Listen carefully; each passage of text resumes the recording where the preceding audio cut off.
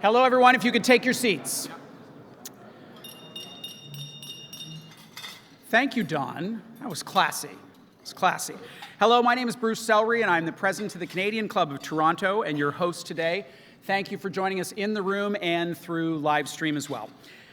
I would like to take a moment to acknowledge the generous support of today's event sponsor. Davies is our sponsor today. Thank you very much for your contribution. Round of applause for Davies.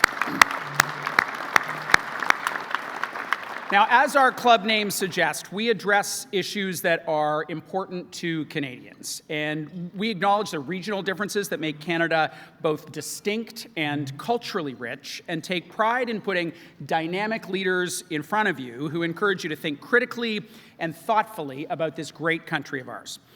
Now, as a kid growing up, I had no picture for the Canadian North. I watched all the movies you did, and where I wanted to go was Petra, Jordan, because that's the scene that was in the Indiana Jones movie, right?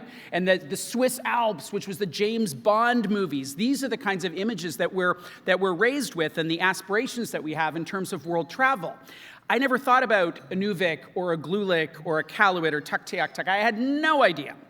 And then I got a chance to visit. And I have been lucky enough to visit 4 times, which is a miracle given that a flight to the North costs about, Peter, like $4 million. Return, it's about $4 million or something. It totally blew me away. So for those of you who haven't been to the North, it is not a different part of our country. It is like being on another planet. It is stark, it is beautiful, it is friendly, and it is a cultural goldmine. And that is why I am so excited to be here today. So what does the future hold for the Arctic? Canadians have pressed the reset button in this most recent federal election. A new parliamentary session is about to begin. But what will the priorities be? Some noted that there was very little discussion about Northern Canada during the election campaign.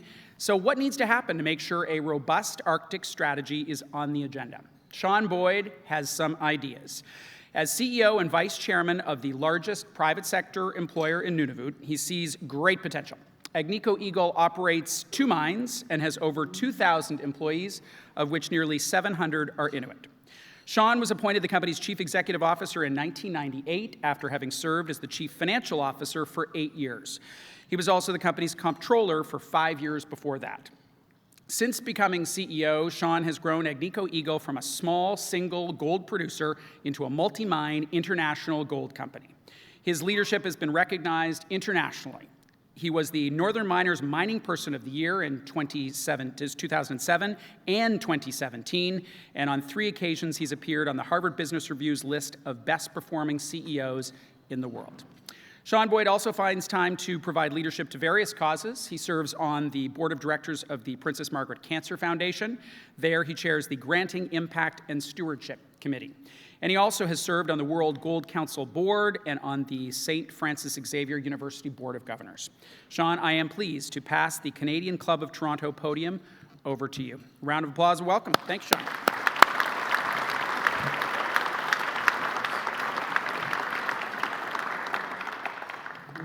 Thank you, Bruce, for that kind introduction, and thank you to the Canadian Club of Toronto, and thank you all for joining me today and many of our colleagues at Agnico Eagle for a much-needed dialogue on the future of the North, on Canada's future, and the future of Nunavummiut. What we'll try to do today is bring you our perspective based on our experience in Nunavut, in working with the people of Nunavut, but also in building a business in Nunavut over the last 12 years. I was asked a question outside by a mining analyst, and he said, as I was working my way upstairs to the reception, he said, "Why are you doing this today?" And it's somewhat against Agnico's style or historic style. And that's a great question. When we look at the Canadian mining industry, we look at one where we've seen a lot of our big companies come and go. There's not many companies left of the size of Agnico Eagle, and there is some question as to where the country's headed with respect to resource development. So Agnico felt it's time that we use our experience over 6 decades and tell a positive story about mining, and we'll talk a little bit about that today. But standing here today is a little bit of a homecoming for me. I began my career in mining, in the mining industry, in this building about 6 floors up, and that was 35 years ago. As Bruce said, I joined Agnico as an accountant. We had a silver division in Cobalt, Ontario. We had one operating gold mine in Joutel, Quebec. And as Bruce mentioned today, we produce gold in a number of countries around the world. We operate not only in Canada and Mexico, but north of the Arctic Circle in Finland. So we've got tremendous experience in not just the Canadian Arctic, but also in the Arctic and Scandinavia. We're the largest producer of gold in Canada. So we've got tremendous experience in the gold mining business. And our success over 60 years is really, we think, a result. We've just had a clear vision. The vision was really to keep the story simple, to run a high-quality, successful business that not just focuses on return to shareholders, and we've done that very well, but we say so many times that we're not going to be able to consider ourselves a success if we haven't created a business where our employees want to work, or we haven't made meaningful contributions to the communities we operate in or the countries we operated in. So I'm proud to say that we've earned a reputation within the industry as a partner of choice, of being a reliable partner, of operating, as Peter mentioned, with respect for others, which is extremely important when we're going into new areas with Indigenous people, but mostly for building trust. We've earned a reputation for building that trust. One of our most meaningful partnerships is with the people of Nunavut and the government of Nunavut. We currently operate the Meliadine and Amaruq mines, and we have our Meadowbank processing facility. All of those are in the Kivalliq region of Nunavut. I would like to welcome guests we have here today from Nunavut. We've met Peter. Thank you, Peter, for the blessing. Peter's an elder. He's one of our business partners from Baker Lake. We're joined here with Peter, his wife, Lena, and his daughter, Maureen. Thank you for making the trip from Baker Lake to join us here today. We also have with us today David Kakutinik. He's the president and CEO of Saku Investments Corporation from Rankin Inlet, a community that's very close to our mine at Meliadine, and Bruno Pereira, the CEO of Killick Energy Corporation from Iqaluit in Nunavut. I believe that the guests here from Nunavut will say that Agnico is a good partner, a responsible partner in developing the rich potential and promise of Nunavut and the mineral resources that exist there. But we know at Agnico we can be a better partner. We've got a lot to learn. We've been there for 12 years exploring and mining. We're essentially visitors to the land. We have a lot more to learn, as we've said, about the northern culture, about the priorities in the community, and we have a lot to learn from the elders and the community leaders in Nunavut. But although we don't always agree, I think what we do agree on, both the leadership and the people of Nunavut, is that Canada's north and its people will play a really important and meaningful role in the future of our country. And that's what we want to talk about here today. And I think this is appropriate because tomorrow, the newly elected federal government will swear in its cabinet. They will renew their relationship with the Indigenous people.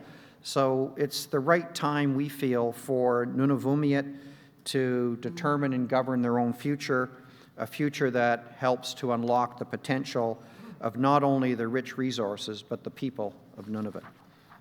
And as the Arctic region grows in strategic importance, not only for Canadians, but for many of our neighbors, it's really vital and important that we come together as a country to develop a strategy, a comprehensive strategy, to take advantage of the opportunity that we see in Nunavut. Canada's Arctic, those of us who spend time there, those of us who live there, understand that the Arctic is under pressure. and we need to work together to defend it, to help the people of the North strengthen their sovereignty, to help them build an economy and an economic future that they want, and to do it in a way that protects the environment. So we believe we can do all of that in partnership, not only with the people of Nunavut, not only with businesses that operate there, but we really need a partner in the federal government. Nunavut, like most of the rest of Canada, has an ambition to build a strong, diversified economy, an economy that isn't wholly reliant on resources to be successful. But the government of Nunavut also understands that there's significant contribution from mining. They understand that the revenues that we generate for their government are important. They understand that mining creates businesses in Nunavut. They understand that the mining industry trains people and provides opportunity. So they also understand that although they don't want to be wholly dependent on mining, mining and proper resource development forms the foundation of a future economy that can benefit all of the people of Nunavut, but also benefit all of Canada. To understand more about Nunavut and to understand more about Nunavummiut and their aspirations, I think it's important to look at some of the choices that they've already made for themselves. And as a mining company, we're not here saying that this is what the people of Nunavut need to do. They've already made some choices, and those choices that they've made are choices that are designed to build a prosperous future for themselves, one that's filled with opportunities and not handouts. And there's a lot of information that's not well known about Nunavut and about these choices that the people of Nunavut have made in the last 20 years. 20 years ago, when Nunavut was carved out of the Northwest Territories, the Inuit used geological consultants to select which part of the land they wanted to take back and own a direct interest in. So they selected those based on geological potential, based on resource potential. As a result, under the Nunavut Land Claim Agreement, the people of Nunavut are one of the largest landowners in the world. They hold, as we said, 18% of the landmass of Nunavut, covering nearly 2.1 million square kilometers. So that area is 3.5 times the size of France. And in that area, 3.5 times the size of France, there's 36,000 roughly citizens spread out over a landmass that's actually about the size of Mexico. So when you think about that, it's one of the lowest population densities regions on the planet. And Nunavut's Canada's only geopolitical region that is not connected to the rest of North America by highway. So there's a sense of not being connected to the rest of the country. There's a sense of isolation because of that. Its land, its islands, its maritime borders touch the Northwest Territories, Manitoba, Saskatchewan, Newfoundland, Labrador, Ontario, Quebec, and Greenland.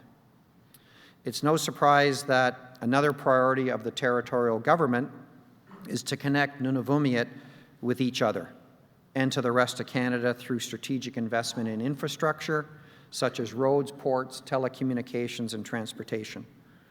Although there's tremendous opportunity in Nunavut, there are serious social and economic challenges that must be urgently addressed. These challenges are unique to the territory and matter the most to Nunavummiut. They are the perennial shortage of housing, poverty, the cost of store-bought food, the cost of airfares, as Bruce mentioned, and some of those airfares are essential to get medical attention, having to fly to Winnipeg or Ottawa for that. The prevalence of diseases like tuberculosis, and living every day with the reality of suicide. So that's the reality, unfortunately, but there's also an opportunity. There's an opportunity to create opportunity for the people of Nunavut to build a prosperous future. So how does Agnico Eagle fit in? How does resource development fit in, and how do we contribute to a brighter and more hopeful future? Here are some of the things we have built and accomplished together with our Inuit partners over the last 12 years. In the last 2.5 years alone, Agnico has invested $1.2 billion US in the construction capital to build 2 new mines, Meliadine and Amaruq. We are now the biggest miner and largest private sector employer in Nunavut. We directly and indirectly employ the equivalent of 2,400 full-time positions. And as Bruce mentioned, approximately 700 people of Inuit descent work for us. Our annual Nunavut payroll is $90 million, with $18 million of that paid to Inuit employees.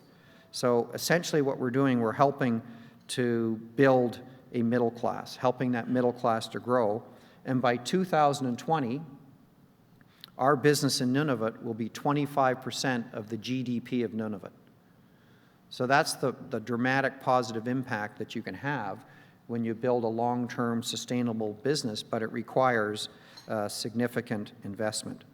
We're the largest road builder and owner in Nunavut. We've built over 200 kilometers of road. It cost us over $200 million. Since 2007, we have invested over $7 billion in Nunavut, including the acquisition of Cumberland Resources and Comaplex Minerals. In 2018, we spent over $550 million with 40 Inuit businesses, representing 56% of the amount we spent in that region. These businesses provide transportation, environmental, aviation, construction, and services to our mines in Nunavut. We have 3 Inuit impact and benefit agreements with the Kivalliq Inuit Association and Nunavut Tungavik Inc. Since 2007, our royalties and fees to both organizations have totaled more than $100 million. And we expect to pay over $450 million in royalties and fees to Inuit organizations over the next 15 years. We will do a commercial on gold. We expect gold prices to go higher, which means that $450 million could be significantly higher based on a higher gold price.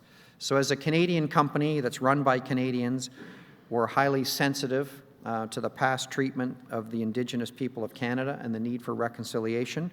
We support Nunavummiut. We support their aspirations to build a better future for themselves and their children. There's a lot at stake, but no one person, no one organization, no one company, no matter how well-intentioned, can do this alone. We need to work together to make that happen. So all northern stakeholders must come together to collaboratively develop an Arctic strategy that creates a singular vision for the social and economic development of Canada's north. But we feel that dialogue and that collaboration must start in the local communities. And that's where we've seen a lot of input, a lot of strength, a lot of good ideas. And that's where we get a lot of our feel for how we can help and how we can engage with the people of Nunavut. And without that vision, without that strategy, not much is going to get done. We're just going to run into too many obstacles. We're going to go in too many directions. We're going to squander resources. We're going to squander profits. We're going to compromise friendships.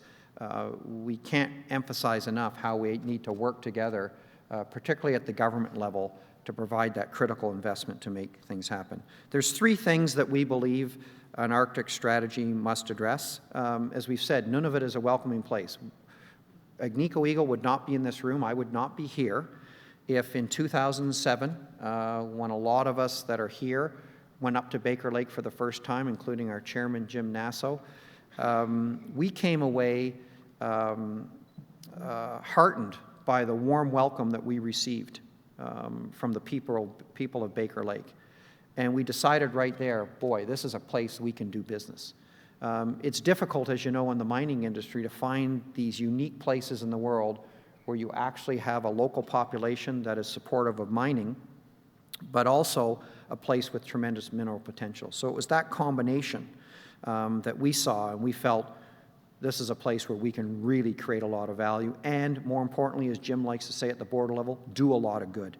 But although it's a welcoming place, it's an expensive place to do business.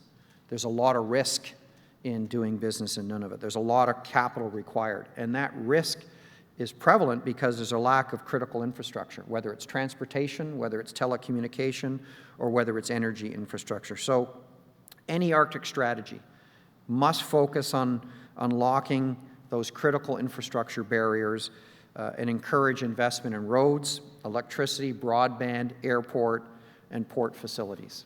And as we said, we like to play a part in that, but we certainly need help at the government level. The Mining Association of Canada, when it looks at Canada's Arctic, they've determined that the Arctic is the most expensive jurisdiction, arguably in the world, for mineral development. Building and operating a mine there is probably 2.5 times more expensive than it is in the south. And the Mining Association says 70% of that cost differential is essentially because of the infrastructure gap. So if we can narrow that infrastructure gap, it can open up that opportunity in the north. To build mines and invest in opening new regions, as we said, costs a lot of money, requires a lot of capital, a lot of investors. We rely heavily as a company on debt from outside the country and equity capital to grow our business. A lot of you know our shareholder base is skewed outside of the country. 75% of our equity holders are from the US or Europe or Asia. 100% of our debt holders are non-Canadian. So this is a pretty good deal for Canada because we're bringing a lot of capital from outside Canada and are investing a big part of that in Canada, but more importantly, in Canada's north. We can say with our conversations with these investors, the global investors, they're certainly excited about the north, they're excited about the potential, they're primed to invest, but they're a bit anxious. They're anxious because they're getting a bunch of mixed signals from Canada on its commitment to resource development. So there's work we can do there. And we need global investors, as we said. We can't do it alone. The government can't do it alone. We need global investors to provide the funds to innovate and develop the infrastructure, as we said, that the north requires. And Canada's kind of been losing its competitive edge for mining investments for a number of years now. So we need to continue to make that compelling case that Canada is open for business, a good place for resource development, and highlight the potential that we see in the north. And what we really would like to see to unlock that investment potential is, as we said, we need a strong, integrated economic, not just economic, but social development policy for the north. It must have concrete solutions to build the roads now, to build the power infrastructure, and provide incentives for innovations that help reduce the use of fossil fuels. We know that's a burden. We know that's not only a cost, but it has an impact on the environment. So we're looking to get those investments, get those incentives so that we can work on innovations that help to decarbonize northern communities. Beyond energy infrastructure, transportation's one of the biggest challenges. As we said at the start, this is a massive area. Communities are spread apart. There are huge distances. But with better road coverage, with more airports, with better port facilities, labor will be more mobile, and communities will have better access to local resources, to their families and their friends.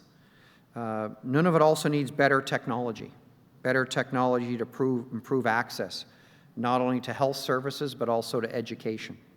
Many long-distance education projects can't work, they can't be offered, because it's very difficult to use web conferencing services. We just don't have the fiber optic capacity that we should have. We don't have the broadband width that we should have. There's no reason why the north should be any different than what we have in the south, so there's an obligation to improve that.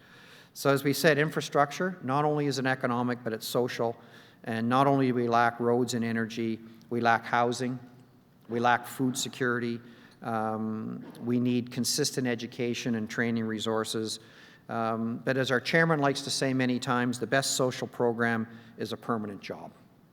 And what we've been able to offer is not just hope, but well-paying permanent jobs. But there's way more opportunity than there is people to fill those roles. So the second piece of that strategy, in addition to infrastructure, is to unlock the power of training so that we can match the job opportunities with the available workers. That's critical. We have a long-term goal at Agnico.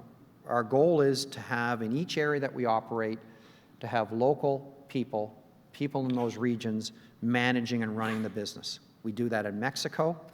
We do that in Finland. We have a goal to do that in Nunavut. We know it's possible. We know it can be done, but there's a lot more work that needs to be done on education and training.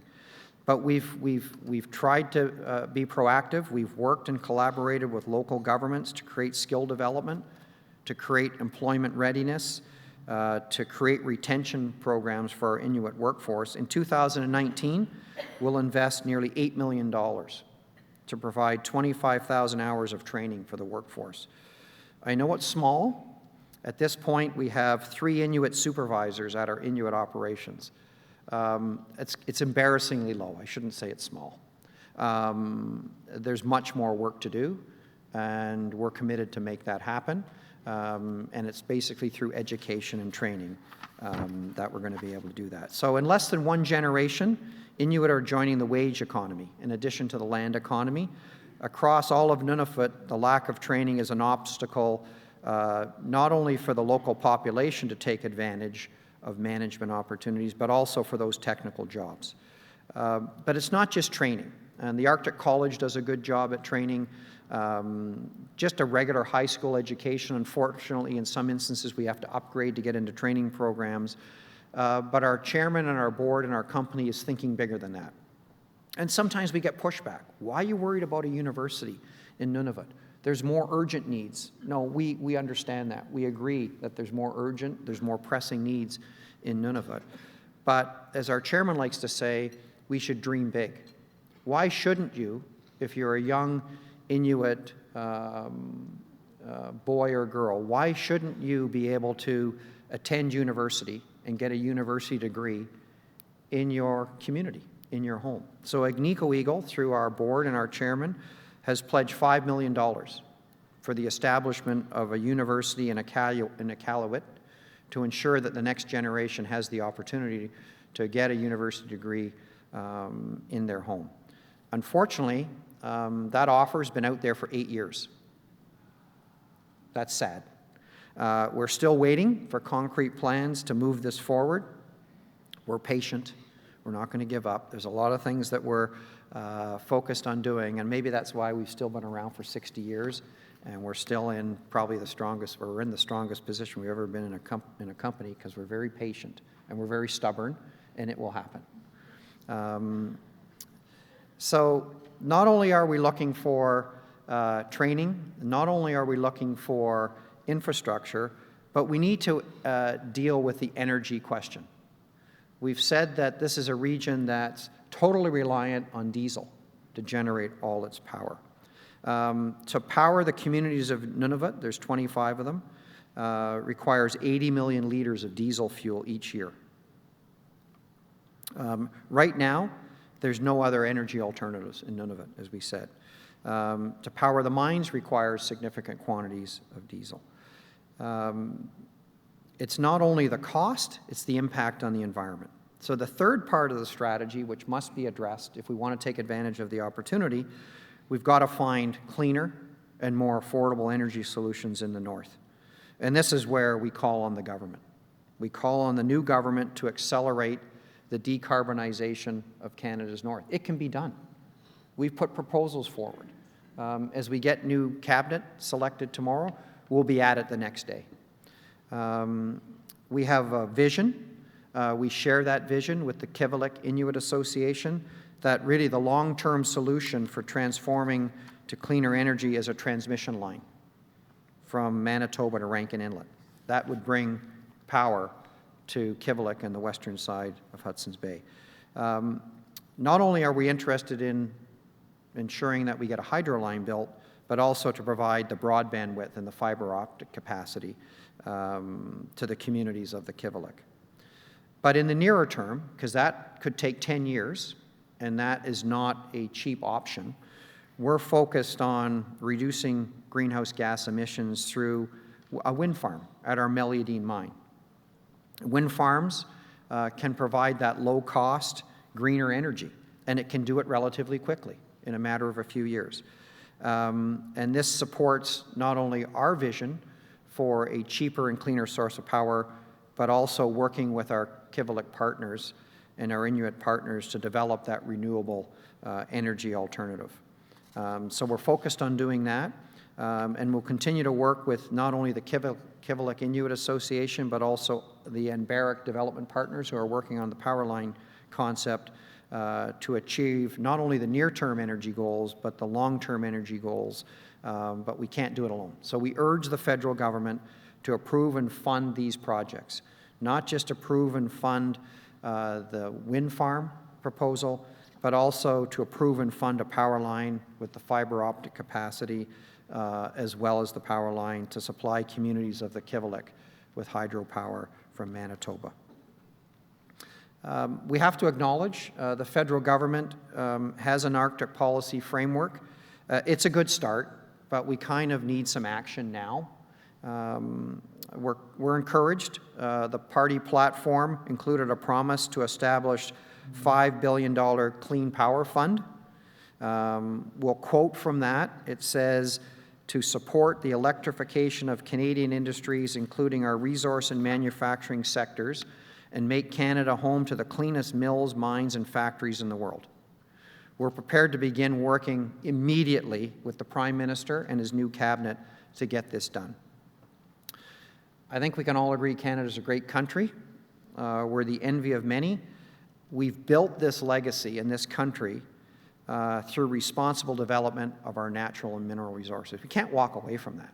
You know, we know there are environmental concerns. We can do both things. Agnico has the knowledge, we have the skills, we have the talent to continue this rich heritage and to work with other mining companies and businesses and partners in the regions of Canada with these resources to develop them for the benefit of all Canadians. So we want to be partners. We want to be partners in innovation. We want to be partners that reduce emissions. And as we said, we know this is possible. While I believe that Canada's mining industry is the key to unlocking the potential, the industry must do a better job. And that's one of the reasons we're here. The industry must do a better job communicating the benefits of resource development to Canadians and to the country. We must highlight how and why mining works for all Canadians. So today, you see these signs here, and this is a bit unlike Agnico. We're kind of just quietly go about our business. We're not good at doing commercials, but we thought, given where the Canadian mining industry is, and given the potential and the opportunity that we see, we've decided to launch an awareness campaign called We Make Mining Work. And in part, it speaks to our culture and our values of respect, reliability, open minds, innovation, trust, sharing our opportunity. So we want to make the case today, and we'll continue to make the case, that not only can mining work for Nunavut, mining can work for all of Canada, but Nunavut has this tremendous opportunity, not to take advantage of the potential, but to be an example to the rest of the country. How Indigenous people can work together with resource development companies, can work together with all levels of government, and show that you can responsibly develop resources in this country. And you can do it for the benefit of all regions, the benefit of all people, and the benefit of all Canadians. As we've said, we believe we're one of the best partners to do that. We have the track record. We're the partner of choice, I think, in Nunavut with the Nunavummiut. And we want to help the people of Nunavut bring forward that potential and take advantage of that opportunity. But we're not here saying this is what you need to do. You've already made those choices, as we said at the start. You've determined for yourselves, you know, based on the choices you've made, that mineral resource development is your future. You've made that choice because you literally carved out the best ground with the best potential. And so when we're doing exploration, we look, oh, that's on their ground. So you've actually done a really effective job, which is good, because that's what drives the payments. That's what drives the financial return. That's what drives the partnership. So the Nunavut government has stated that that's what their objective is. So all we're really saying is we're here to work with you as your partners to help make that happen. So just in closing, it's really not about how much we have invested in Nunavut. It's really about what we see as the opportunity, and what we see as the enormous potential, not just in the people, but in the potential to build an economy that works for all of Nunavut, the people of Nunavut, and all of Canada. So we're determined to bring prosperity. We're determined to bring a better quality of life, and also to help build the social and economic infrastructure that's vital to the future of the North and for the people of the North. So really what we're asking, and we're hoping they're listening in Ottawa, and we know they're busy today, but we're really asking everyone to come to the table, really with open minds, with respect, and trust, more importantly trust, and I think that's what we've been able to do together with our partners in Nunavut, is to build that trust so that we can provide shared opportunity for not only the people of Nunavut, but for Canada's North. So Matna, and thank you very much for your time. You can stay here. Yes. You can stay here for a second. He's just sprinting off the stage, and I have some questions to ask. All right. So glad that you addressed the climate change issue. It is an enormous topic. We know that the North is warming faster than the South for mathematical reasons, at least in part. You make a compelling case for decarbonization. It is not a message we hear universally from CEOs in the resource sector. Yes. Why is that? What can you do to change that, to help bridge the divide between those who view that as a calamity and those who don't? Yeah. We have this unique position, given where we've chosen to build our resource business in Canada, where we actually have the opportunity to move away from a reliance on diesel to something that's renewable, cleaner, and cheaper. So we have that opportunity. And the extension to that is we have the opportunity where we're in a region where the people that own the land are in the resource development business. So we have that opportunity to make that happen. And that's why we say not every situation is the same, but we think that this is a great example that we can then show and demonstrate to the rest of the country that not only can we build a bigger resource business in Canada's North, we can do it in a way where we're actually reducing the greenhouse gas emissions that are created based on the current template, which is all diesel. And so we've put proposals to the federal government to partner with us. We haven't had a lot of success, unfortunately, but that's why we referenced here. We're ready to get to work this week to work with them on doing that. And we've decided already at Agnico Eagle that we're going to build wind turbines ourselves, even if we don't get the engagement of the federal government. We'd love them to be involved because then we can get a much bigger grid. We'll start small. The one important thing about mining in the North is you have to be careful. We don't control the commodity price. So you need to think long term, and you can't really keep piling on financial burdens on these businesses if you want longevity. And what about in your relationships with CEOs of your peers at other resource companies? So the government is one thing, you talked about that. Yeah. What about folks who have the same position that you do, they just work in different parts of the country and in different resources? Well, I think you've got a whole different dynamic in Alberta. But the way that has gone has not gone well. And I think we can all agree it has not gone well. And you can't just walk away from an industry cold turkey that's created that much value. You have to move away from that in a way where you get a nice orderly transition over time. But I think what we can do is we can step back and we can say, well, wait a minute, because some of that opposition is Indigenous opposition. We can point to a situation in Nunavut where we are working with the Indigenous people of Nunavut to actually develop resources. So from that aspect, it can be done. I know it's a different situation there, but if you actually start from a position of trust, and that would certainly, that relationship, has to be repaired, but it actually can be done. And so we're not sort of sitting here saying, because we're not an oil and gas company. We know they have other issues. We know what we do. We know what we've done well for 6 decades. We know that we can create a case that you can actually have effective resource development. The conditions aren't the same, but there's a lot to learn from what we're doing currently in Nunavut and have done over the last 12 years, and we'll be able to continue to do up there. Canada has lost a lot of big mining names in the last 20 years. Inco, Falconbridge, Alcan. What needs to be done for Agnico to be a buyer and not a seller?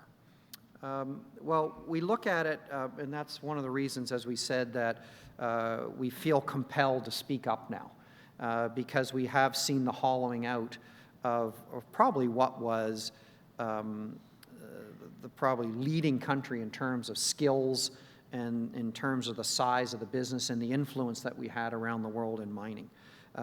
So it's important that we continue to make that case for mining, that we tell the story to investors that this is a good place to invest. As a buyer, we've done several transactions since 2005. One of the things why we're still here after 60 years is we've never sort of run the business looking over our shoulder. Our view is the stronger our business is, the more control we have, not only with our future, but we have control over that vision and that mission statement we said at the beginning. It's not just about returning, making above average returns for our shareholders. That's almost a given. You need to do that, but we can create that company that people want to work for, and we can create those contributions to those communities and to the country. As long as we're doing that, we're going to be a buyer. That's the way we look at it. Thank you very much, Sean. Thanks. Appreciate it. Thank you, Bruce. Thank you very much. Thank you. And it is my pleasure to pass the baton to Karen Restuhl, Director of the Canadian Club, for the thank you to our guest. Karen. So good afternoon, everyone. I'm, as Bruce mentioned, a proud member of the board for the Canadian Club, but I'm also a proud member of Doki's First Nation. For those of you, we're a tiny little community, a 4-hour drive north of here. So this talk was particularly enlightening for me on a personal level, but also as a new member of the board for the Canadian Club. Thank you to Elder Tapate for providing those words and getting us started to this session in a good way. Shortly after your prayer at our table and around the room, folks were saying how they had chills in their body, a physical reaction to the words that you shared with us. So, miigwech, thank you for that. Sean, on behalf of the club, I want to thank you for your impassioned work on helping to build a stronger North and consequently a stronger Canada. We are impressed with how Agnico Eagle is investing in the potential found in Canada's North, particularly around your investments in the people of Nunavut themselves. This people-first strategy is, without a doubt, is what led to the success of Agnico as a whole, but I think to the collective success of the North as well. So thank you for that. As you so eloquently pointed out, as Canadians, we must conscientiously work to enhance our relationship with Indigenous peoples in order to achieve our greatest potentials as an industry, as a country, but also as a nation. We do have a role to play on the world stage. Providing sovereignty rights and resources are integral to building regional prosperity, which is directly related to national and international success. We admire the leadership that you're providing on the development and commitment on implementation to the Arctic strategy. We agree that it's time for concrete action, both on behalf of the government and industry, to back the many promises that have been made for generations, particularly around infrastructure, as you mentioned, social investments, and the decarbonization of the North. We all have a vested interest in seeing Canada's North thrive, and we appreciate you taking the time to raise our awareness and understanding of the critical issues that need to be addressed. So that said, We're deeply appreciative of the work that you and your team is doing at Agnico. Very appreciative of you joining us today, as well as members of your team, to share your story, and we wish you continued success in that regard. So that's it, but before we close, we would like to thank our sponsors, Davies. Thank you for helping us put together this event today.